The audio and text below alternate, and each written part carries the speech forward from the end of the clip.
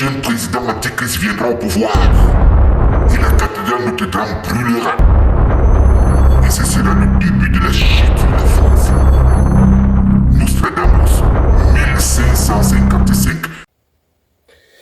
Très chers frères et sœurs du nord au sud, de l'est à l'ouest, bonjour, bonsoir. Bienvenue à la seconde épisode de la France des Bri-Bri. Comme je vous ai promis, je vous fais une balade comme ça pour comprendre ce qui se cache derrière les rideaux, ce que vous voyez.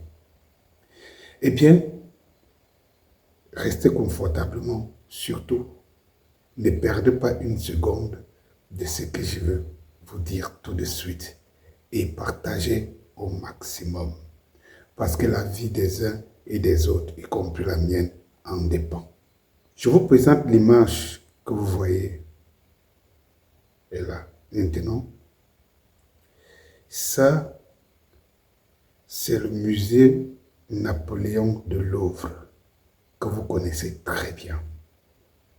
En France, c'est un chef-d'œuvre. Un endroit touristique où on paye d'ailleurs beaucoup d'argent pour visiter.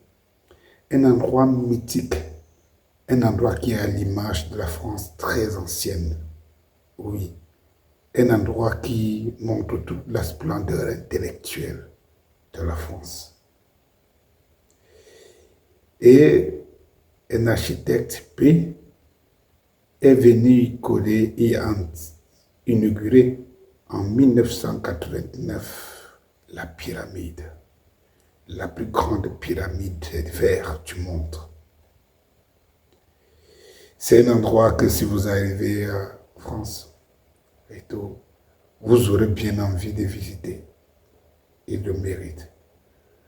Mais dans le cadre de cette saga, je vous fais voir l'envers du décor de ce que vous ne voyez pas. Oui, aussi beau, aussi splendide qu'il est, ce musée de Louvre a cette pyramide qui fait sa fierté, qui a été inaugurée, je le disais tantôt par François Mitterrand en 89. Mais derrière cette pyramide, derrière cet endroit que vous fréquentez tous les jours, vous admirez les vestiges et tout, se cachent des mystères qui font froid au dos. Vous ne pouvez pas l'imaginer, n'est-ce pas?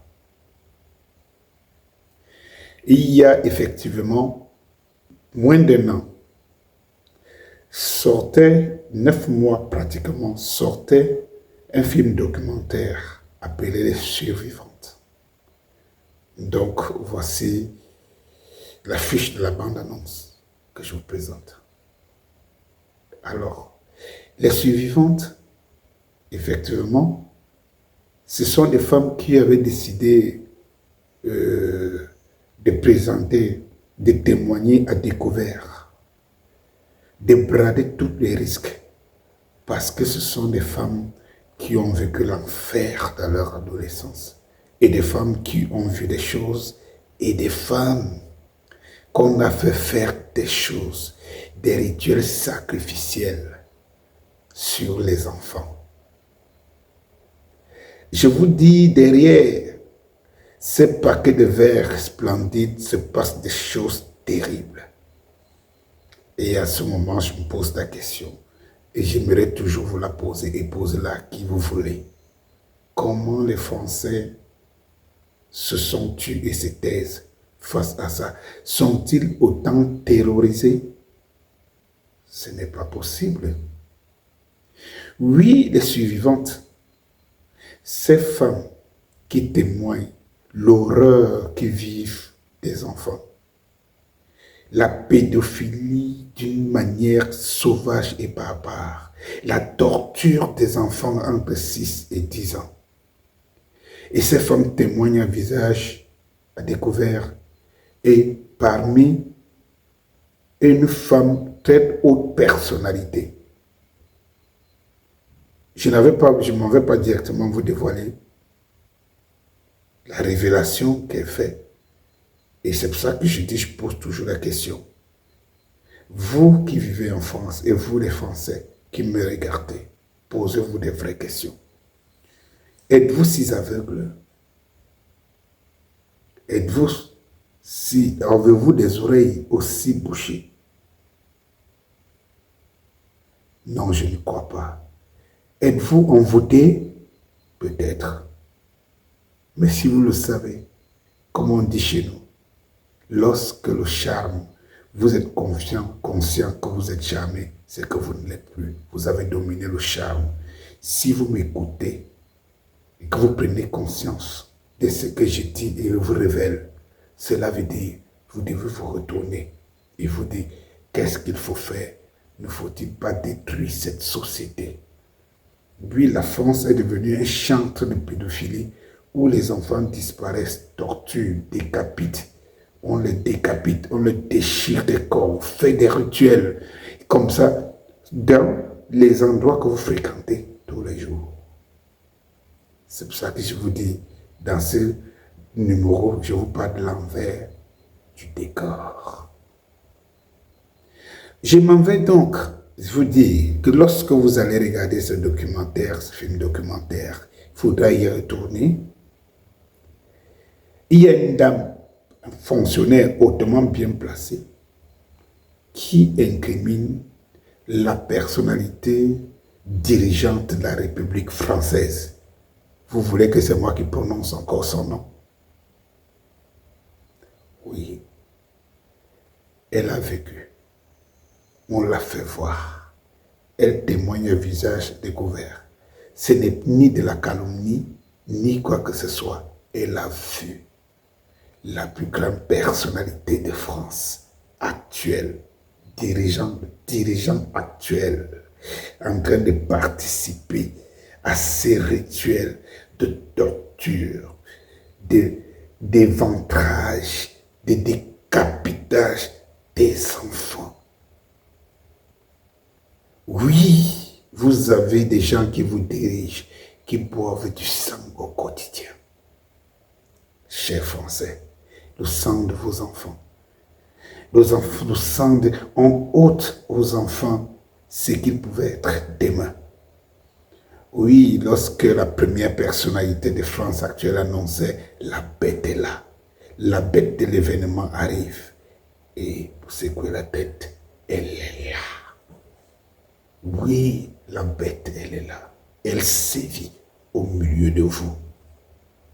La bête va finir par vous engloutir si vous n'ouvrez pas les yeux. Faites gaffe. Parce que chez nous, en Afrique, ici, on connaît, on vit avec ces rituels sacrificiels. Il y a des zones ici, surtout à la veille des élections, comme vous rapprochez, on va découvrir encore une fois de plus des cadavres de jeunes filles, tout ça, et tout avec des organes, des cadavres mutilés, avec des organes emportés, des cœurs qu'on mange dans les rituels sacrificiels.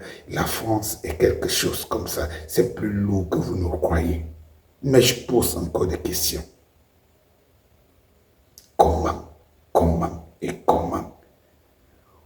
on fait pour que ça passe comme ça, sans que les Français ne réagissent? Une autre chose, je vous ai mis Daniel Cohn-Bendit, qui est député européen. Je vous ai mis dans sa jeunesse, il y a une émission de 82, et je parlais à découvert des sensations qu'il ressent quand c'est une petite fille de 5 ans, 6 ans, qui lui fait la Bible, qui déshabille et tout ça. Mais je vous fais voir ça aussi. Député français de ce Parlement ose dire que le problème qui a eu lieu en Norvège, c'était pas le massacre, mais c'était la naïveté du gouvernement norvégien qui accepte la société multiculturelle. Il faut que ce Parlement dise que M. Le Pen est une honte pour ce Parlement d'avoir dit ces paroles. J'ai porté un jugement politique sur la politique norvégienne. J'ai été mis en cause par le pédophile Cohn-Bendit. Et j'ai le droit de répondre. J'ai le droit de rappeler qu'il a été mis en cause ici pour avoir hébergé un terroriste proszę de państwa. la fraction armée rouge. J'ai le droit de défendre mon kończymy. honneur ici, monsieur. Vous me laissez pas la parole, quoi. On se croirait chez les bolcheviks ici. Vous avez un député qui dénonce l'autre de pédophilie. Qu'est-ce qu'on fait? On essaie de l'étouffer, on l'étouffe et il s'en va et puis cette affaire s'arrête là. Et il se balade toute sa vie. Et d'où? Voulez-vous que je vous parle aussi de Bernard-Henri Lévy? Non, ça c'est pour la prochaine. Vous allez découvrir ce monde politique, économique, ce monde des riches en France qui vous gouverne. Vous allez découvrir que le Satan, tous les jours, vous regarde. Chacun de leurs œils est l'œil de Satan. Bonsoir.